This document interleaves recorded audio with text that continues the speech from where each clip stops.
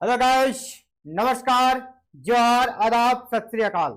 Exam fighter number 1 पे आप सभी का ग्रैंड वेलकम है साथियों। और बात करेंगे आज एक बहुत ही जबरदस्त आप सभी के लिए जिनका नेट क्रैक नहीं हो पा रहा है, जेआरएफ क्रैक नहीं हो पा रहा है, लेकिन सपना है असिस्टेंट प्रोफेसर बनने का।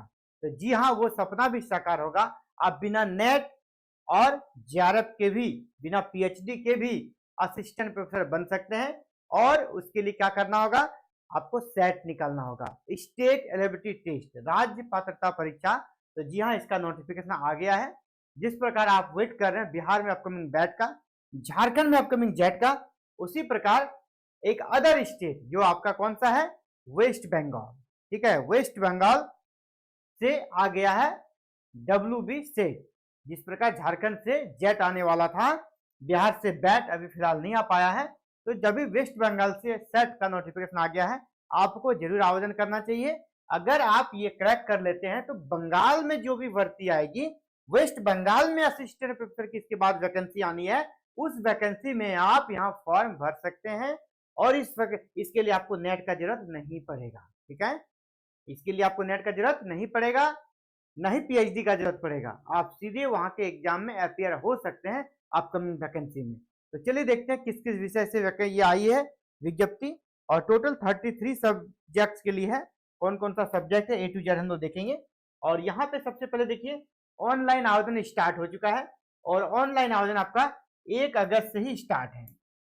ऑनलाइन आवेदन आपका 1 अगस्त से स्टार्ट है और लास्ट डेट है 31 अगस्त, यानी पूरा महीना भर समय है, पूरा महीना भर का समय है। अब देख लेते हैं कौन कौन से सब्जेक्ट्स में ये वैकेंसी है। वो ज्यादा जरूरी है क्योंकि हर किसी का मन रहता है कि हम सब्जेक्ट देख लें। ठीक है, और इसके पहले कुछ इंपॉर्टेंट डेट्स भी है, वो भी यहाँ पे हम लोग देख ही लेते हैं। इसके बाद सब्जेक्ट पे आएंगे। यहाँ पे कहा जा रहा है कि स्टेट एबिलिटी टेस्ट यानी जो सेट होगा, WB सेट, इसका एग्जाम डेट भी यहाँ पर डिक्लेयर कर दिया गया है। ये 33 सब्जेक्ट्स में होगा, 33 सब्जेक्ट्स में होगा। और एग्जाम जो हेल्ड होगा वो आपको 14 दिसंबर 2025 संडे को, यानी एग्जाम में भी आपका लिए अच्छा समय दिया गया है। अभी आपका अगस्त चल रहा है, तो सितंबर, अक्टूबर, नवंबर, है ना, दिसंबर में भी आपका 14 दिसंबर को है, यानी आपके पास 4 महीने प्लस समय है। देखा जाए तो अभी अगस्त में भी काफी समय है, तो 4 मंथ सफिशियंट होता है। 4 मंथ आपके लिए तैयारी के लिए सफिशियंट होता है। और आपको ये भी बता दो कि एग्जाम पैटर्न क्या होगा, इस पर भी बात कर लेंगे। चलिए आगे बढ़ते हैं। जो इंपॉर्टेंट चीजें आपके लिए, वो जरूरी चीजें, उस पर सबसे पहले बात कर लेते हैं। इसके बाद फिर एग्जाम पैटर्न पे भी आएंगे, किस प्रकार आपका सिलेक्शन होगा, इन सभी मैटर्स को देखेंगे। चलिए अब आपका देखिए एग्जाम पैटर्न। ये आपका एग्जाम पैटर्न देखते चलिए, जो आगे मिलेगा उससे हम लोग करते चलेंगे। लास्ट में सब्जेक्ट का लिस्ट दिया गया, उसको लास्ट में देखेंगे, घबराना नहीं है। 33 सब्जेक्ट है, मतलब ऑलमोस्ट मेन स्ट्रीम का सभी सब्जेक्ट यहाँ पर शामिल है। ये 14 दिसंबर 2025 को एग्जाम होगा। एग्जाम 2 पेपर में होगा, फर्स्ट पेपर, सेकंड पेपर। तो फर्स्ट पेपर 100 मार्क्स का होगा, सेकंड पेपर 200 मार्क्स का होगा। फर्स्ट पेपर में 50 क्वेश्चन आएंगे, सेकंड पेपर में 100 क्वेश्चन आएंगे। और ये मल्टीपल चॉइस क्वेश्चन रहेगा, MCQ रहेगा। ठीक है, MCQ रहेगा। और यहाँ पर 1 आवर का समय दिया जाएगा पेपर 1 के लिए। 50 क्वेश्चन के लिए समय कितना दिया गया, 1 आवर। और यहाँ 100 क्वेश्चन के लिए 2 आवर का समय दिया जाएगा। ठीक है, और ये 2 पेपर आपको क्रैक करना है। पेपर 1 जो है ना, वो सभी के लिए कॉमन रहेगा। पेपर 1 जो है ना, ये सबके लिए कॉमन रहेगा। ठीक है, सबके लिए कॉमन रहेगा, सबके लिए कॉमन रहेगा ना, एक ही पेपर रहेगा सबके लिए। सेकेंड पेपर आपका सब्जेक्ट रहेगा, आप जिस सब्जेक्ट के प्रोफेसर बनना चाहते हैं, ठीक है, जिस सब्जेक्ट का से आपका पीजी है, उस सब्जेक्ट के लिए पेपर 2 रहेगा। आपको मान लीजिए अगर किसी का फिजिक्स है, तो फिजिक्स रहेगा पेपर 2, और पेपर 1 तो सबका सेम ही रहेगा। तो मेन आपको सिलेक्शन अगर लेना है ना, तो पेपर 2 पे फोकस करना है। और पेपर 1 में अगर 50% भी आ गया तो आपके सिलेक्शन के चांसेस काफी ज्यादा रहेंगे, आप सेलेक्ट हो जाएंगे। ठीक है, ये एग्जाम पैटर्न है। एग्जाम पैटर्न के बाद जो इंपॉर्टेंट डेट है उस पर हमने बात कर ली है। अब हम लोग बात करेंगे सब्जेक्ट, सीधे किस किस सब्जेक्ट में, क्योंकि इसका आप सभी इंतजार करते हैं कि सब्जेक्ट कौन कौन सा। ये सारा सब्जेक्ट का लिस्ट मेरे सामने आ चुका है। अब आप सब्जेक्ट को देख लीजिए, ये सारा सब्जेक्ट है। ठीक है, सब्जेक्ट कौन कौन सा है, सबसे पहले आपका इंग्लिश है, इंग्लिश है। और बंगाल है तो बंगाली तो रहेगा, बंगाली है, संस्कृत है, हिंदी है, उर्दू है, commerce, economics, history, philosophy, political science. कहाँ तक पहुंचे? 10 तक पहुंच गए। चलिए 10 के आगे 11 से लेकर 20 तक एक बार में देख लेते हैं। 11 से लेकर यहाँ हमारा 25 तक आ गया। और यहाँ पर एजुकेशन है। नेक्स्ट आपका केमिकल साइंस है, ज्योग्राफी है, लाइफ साइंस है, इसका mathematical science, physical science, sociology, psychology, library and information science, physical education है। देन आपका इलेक्ट्रॉनिक साइंस है, कंप्यूटर साइंस है, होम साइंस है, संताली है, मास कम्युनिकेशन एंड जर्नलिज्म भी है। नेक्स्ट आपका जो नहीं दिख रहा, थोड़ा कम दिख रहा आपको, वो आपका एंथ्रोपोलॉजी है। ठीक है, एंथ्रोपोलॉजी 26 में, और ये लास्ट आपका 33 तक है। ये आपका आ गया 33 तक का लिस्ट, जहाँ पे आप हम लोग यहाँ तक छोड़े हुए थे। ये देखिए एंथ्रोपोलॉजी है। फिर देखिए नए सब्जेक्ट है अर्थ साइंस, है ना। ये सब जो बच्चा रहेगा बताइए उनका क्या होगा?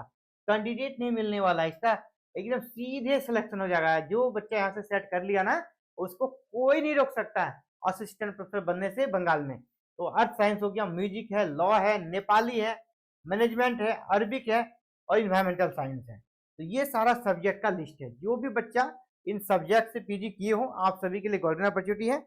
इंपॉर्टेंट डेट के बाद हमने बता दिया आपको। आप देखिए सेंटर्स कहाँ दिया जाएगा, देखिए सेंटर सारा आपका बंगाल में ही दिया जाएगा। बंगाल के कुछ टाउन्स हैं, उसको देख लीजिए, ये सब सारा टाउन है।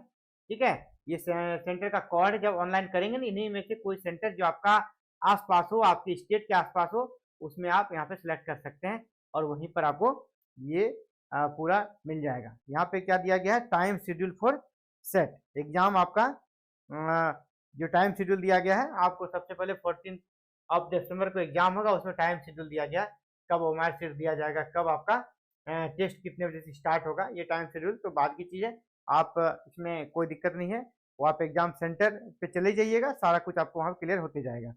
इंपॉर्टेंट इंस्ट्रक्शन फॉर मार्केटिंग, ठीक है, ये यहाँ पे अब ओमार पे एग्जाम होगा ना, ऑनलाइन एग्जाम नहीं है। एग्जाम किस पर होगा? ओमार पे। अच्छे से आपको कलर करना है, ये सारा इंस्ट्रक्शन दिया गया है। और जो जरूरी बातें रहेगी जिस पर कि आप सभी, देखिए बिल्कुल छोटे बच्चे नहीं है कि आपको ओमार में कलर करना बताऊं, ये ना, ये आपको आता है। बस जो जरूरी चीजें रहेंगी उस पर हम लोग बात करेंगे।